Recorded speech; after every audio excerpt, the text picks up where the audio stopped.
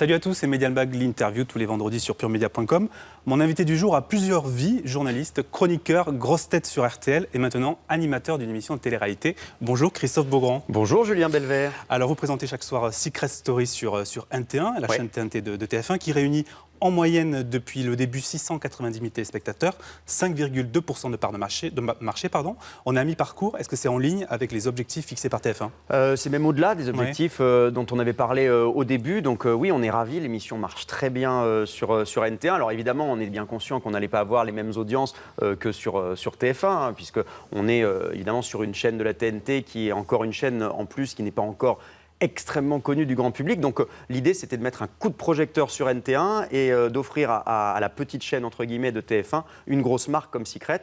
Et là où on est ravis, c'est qu'évidemment, tous les soirs, on est numéro 1 sur le public jeune. Sur les 15-25, on est première chaîne de France, qui est visée évidemment, notamment par NT1, qui est la petite sœur qui vise un public jeune. Et on est troisième chaîne de France sur ce qu'on appelle les femmes de moins de 50 ans, les ménagères, les responsables des achats, on dit maintenant. Alors, les audiences s'essoufflent un petit peu depuis quelques jours. Est-ce que le concept est en train de s'essouffler ou Vous savez, dans un concept... Non, mais je pense que dans un concept comme Secret Story, ça dépend un petit peu des intrigues, des histoires, de ce qui se passe. Lundi, on était à 700 000. Effectivement, hier, on était à 600 000. Je pense que ça dépend... des histoires des candidats. Voilà, de ce qui se passe dans la maison. Il peut y avoir des petits coups de mou. De manière générale, de toute façon, on arrive sur en tout cas des zones d'audience qui n'ont jamais été obtenues sur cette chaîne-là. Et avec des retours qui sont très bons de la part aussi des fans de l'émission de Secret Story. Donc ça, c'est important aussi. Alors, après, ça s'apprécie sur le long terme. Donc effectivement, il peut avoir un petit trou d'air de temps en temps. Mais enfin, voilà, lundi, 700 000, c'était un de nos meilleurs scores. Donc alors, va bien. Justement, NT1, on reproche souvent à D8 d'être une télé Hanouna. NT1, c'est 8 heures de Secret Story par jour, j'ai compté. Est-ce qu'il faut absolument rentabiliser le programme qui coûte cher ? Alors, je ne sais pas, je ne suis pas directeur des programmes de NT1. Moi, ce que je sais, c'est qu'on propose 3 heures d'inédit avec de programmes inédits avec Secret Story tous les jours. Après, oui, il y a de la multidiffusion. Effectivement, aujourd'hui, sur les chaînes de la TNT, on voit sur toutes les chaînes, il y a de la multidiffusion parce qu'il faut rentabiliser des programmes. Si demain on avait évidemment un budget à la hauteur de TF1, France 2 ou M6, on offrirait du frais toute la journée. Ça n'est pas encore le cas, mais petite chaîne deviendra grande, donc laissez-nous grandir. Alors c'est un nouvel exercice pour vous, la présentation d'une émission de télé-réalité en deuxième partie de soirée sur TF1 et en accès sur TF1. Vous ne faites pas, sur NT1, pardon, vous ne faites pas l'unanimité à la présentation. Regardez, on en parle tout à l'heure. Je choisis Castaldi parce que Beaugrand est totalement transparent. Or, comme le casting est très faible, il aurait fallu un animateur qui porte le programme. Mais c'est vrai qu'il y avait plus un côté naturel chez Benjamin. On a l'impression que Christophe essaie de chercher son personnage. Mais il se regarde trop, Beaugrand. Il se regarde animer, il se regarde faire. Du coup, il en devient assez agaçant. Et Beaugrand ne fait rien. S'il n'était pas là, ce serait encore mieux. C'est un peu raide, non, comme critique. Bah écoutez, chacun pense ce qu'il veut, ça ne me dérange pas. Moi, je sais que le public apprécie beaucoup ce qu'on fait, mes patrons aussi, et j'ai la chance que mes patrons ne soient pas Gilles Verdez. Et je pense qu'ils ne le seront jamais, donc tout va bien. Ils sont mauvais joueurs, parce qu'on sait que voilà, vous êtes un petit peu en face tous les soirs. Sur RTL, notamment l'après-midi, en face, Cyril Hanouna sur Europe 1. Est-ce qu'ils sont mauvais joueurs ? Non, mais je pense que de toute façon, on sait que cette émission, c'est un peu le jeu de massacre, le chamboule-tout, comme à la fête foraine. Donc on s'en prend dans la figure, ça fait partie du jeu. Après, moi, je ne fais pas mon métier en regardant ce qu'on dit. Vous avez de bonnes relations avec Cyril Hanouna, justement ? On a des relations cordiales quand on se croise, mais voilà, ça n'est pas un ami, ça n'est pas un ennemi non plus. Il fait son travail, je pense que leur émission fonctionne très très bien. Moi, il se trouve que la nôtre, elle fonctionne très bien aussi. Donc moi, je pense qu'il y a de la place pour tout le monde. Après, si Gilles Verdez, Enora ou d'autres chroniqueurs ne m'apprécient pas, de toute façon, ils ne regardent pas l'émission. Je pense que Enora n'aime pas la télé-réalité en général. Ce qu'elle dit souvent, oui, dans l'émission. Donc, de toute façon, ça n'est pas ma téléspectatrice, ce n'est pas elle que je dois séduire, donc ça n'est pas grave. Alors, si TF1 s'engage sur une 10e saison de Secret Story, est-ce que vous y allez ?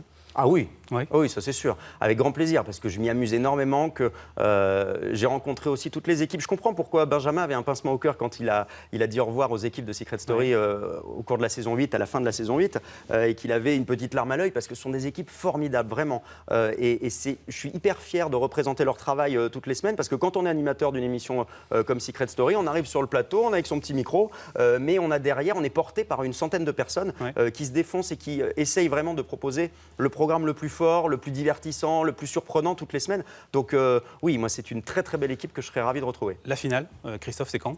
C'est bientôt. Bientôt. La finale C'est sera... 15 semaines à peu près le temps de l'émission, c'est ça? Ou un peu plus, un peu moins? Alors moi, je ne sais pas où vous avez vos chiffres. Ouais. Nous n'avons jamais communiqué sur la durée de l'émission. Ce que je peux dire, c'est que l'année dernière, l'émission avait duré 10 semaines. Il y a Ouais. 2 ans, elle avait duré 12 semaines. C'est en fonction du succès, non? On rallonge ou on raccourcit en fonction Non, du succès de ça l'émission? dépend de ce qui est signé à la base sur la durée, Et vous ne savez pas ce sur qui a la été durée signé de l'émission. Si, je le sais, mais vous savez qu'aujourd'hui, on est sur une concurrence qui est extrêmement rude entre les chaînes. Donc, je ne vais pas communiquer sur la finale parce que sinon, les autres chaînes sauront à quel moment nous nous arrêtons. Donc, c'est quelque chose sur lequel on ne Secret communique pas. industriel. En tout cas, ce qui est sûr, c'est que on ne va pas réduire la voilure comme certaines mauvaises langues ont pu le laisser entendre. Voilà. Sur Twitter récemment notamment. Alors on enchaîne avec une interview copains d'avant.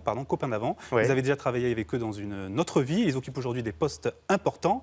Maïtena Biraben au Grand Journal, vous travaillez avec elle à Oui, la matinale de exactement. Canal+. Est-ce que c'est un bon choix sur Canal en access malgré les mauvaises audiences? Alors, moi, je n'ai pas eu le temps de regarder. Ah parce non, que... je ne peux pas vous croire. Ah bah non, mais alors, je vous assure que je, En je replay, vous assure même pas que je bosse beaucoup. Hein. Non, j'ai vu des petits bouts juste en replay. Moi, je trouve que Maïtena est une excellente animatrice. J'étais un fan du supplément. Voilà, le fait est qu'on ne s'entendait pas sur la matinale, Ouais. donc Ah oui, pourquoi? j'ai pas. Bon, voilà, on n'était pas sur la même longueur d'onde, on Ouais. s'est pas bien entendu. Mais je la regardais beaucoup dans le supplément. C'est une excellente animatrice. Donc moi, je m'étais dit, je pense que c'est vraiment une bonne idée de la mettre, de la placer comme ça à cet horaire-là sur le Grand Journal. Après, visiblement, la formule ne prend pas, mais je ne sais pas pour quelle raison. En tout cas, ce qui est sûr, c'est que c'est une très bonne animatrice. Après, est-ce qu'ils ont trouvé la bonne formule? Ça, c'est un autre C'est un problème. autre débat. Jean-Marc Morandini, sur Énergie 12, il va revenir avec un nouveau concept qui s'appelle Face à la France. Ouais, Face à France. Face à France, pardon. Est-ce que vous y croyez? Moi, je suis très curieux de voir ça. Ouais. Je suis très curieux de voir ça parce que Produit par Thierry Ardisson. moi, ça me manque qu'il n'y ait plus de talk-show de deuxième partie de soirée sur les chaînes. J'en ai assez d'avoir des rediffusions de séries sur toutes les chaînes. Donc moi, je suis ravi qu'il y ait du talk-show. Je sais que TF1 prépare aussi quelque chose avec Christophe de Chavannes. Moi, je suis très téléspectateur du talk. Et en plus, ce sera du direct, l'émission de Jean-Marc dont j'ai entendu parler. Donc je suis impatient de la voir et j'espère que ça va marcher. Bruce Toussaint, avec qui vous avez travaillé aussi sur la matinale, il Ouais. est désormais sur iTélé. Est-ce qu'il faut le garder? On a vu que ces derniers temps, voilà, il était un petit peu menacé. Bruce Toussaint, il est excellent. Moi, je le regarde régulièrement quand je me réveille tôt. Je mets la matinale de Bruce sur la team Toussaint parce que c'est un excellent présentateur qui est extrêmement humain, que c'est un bon intervieweur. Donc oui, moi, je serai sur iTélé. J'aurais envie de garder Bruce Toussaint, je vous confirme. Vous êtes le nouveau Michel Drucker, hein, Christophe de Beaugrand. Mais non, Vous dites mais- du bien de tout le monde. Alors, c'est mes potes, vous me parlez une d'amis, dernière, là. Estelle Denis sur D8. On Mais sait- c'est ma copine, voilà, Estelle, Elle va quitter TF1. On était à l'école ensemble. Elle va quitter TF1 pour faire du sport sur D8 en pré-access. Elle était sous-exploitée sur TF1. Bah, c'est sûr qu'elle n'était même pas exploitée du tout ces Ouais. derniers temps, parce que évidemment, elle a travaillé sur des émissions. On a bossé ensemble sur The Best, qui n'a pas fonctionné la deuxième saison, donc il n'y a pas eu de troisième saison. Effectivement, c'est difficile pour elle. Elle venait d'enregistrer une série d'émissions de Vie ma vie. J'étais curieux de voir ce que ça allait donner. Je pense qu'on va en diffuser quelques-unes sur NT1. C'était pour NT1, mais effectivement, je pense qu'elle a raison en tout cas de revenir. De partir de TF1. De revenir sur ce qu'elle sait Ouais, faire, le c'est-à-dire sport, ouais. le talk et le talk sportif. Parce que c'est une fille qui est faite pour du talk et sans doute pas pour Ce du qu'elle faisait sur divertissement. M6 avant. Elle a tenté le divertissement sur TF1, ça n'a pas fonctionné. Je pense qu'elle n'était pas forcément faite pour ça. Elle sera très bien derrière une table pour parler de quelque chose qu'elle connaît comme le sport. Bon, Même vous êtes- si moi je n'y connais rien, je ne sais pas si je regarderai du coup. Vous êtes le nouveau Michel Drucker, on a eu la confirmation. Merci beaucoup, Christophe Vous voulez que Beaugrand. je dise quoi? Merci beaucoup d'avoir participé à cette interview. On se quitte comme toutes les semaines avec un générique d'émission à retrouver sur Internet, sur le hashtag puremedia.com. Vous n'avez pas le droit de participer. Rendez-vous dimanche à 12h35 pour Medial Magazine avec Thomas Hugues qui reçoit cette semaine Sophia Aram. Salut à tous. C'est facile, hein. C'est facile. Franchement, c'est facile. C'est très facile.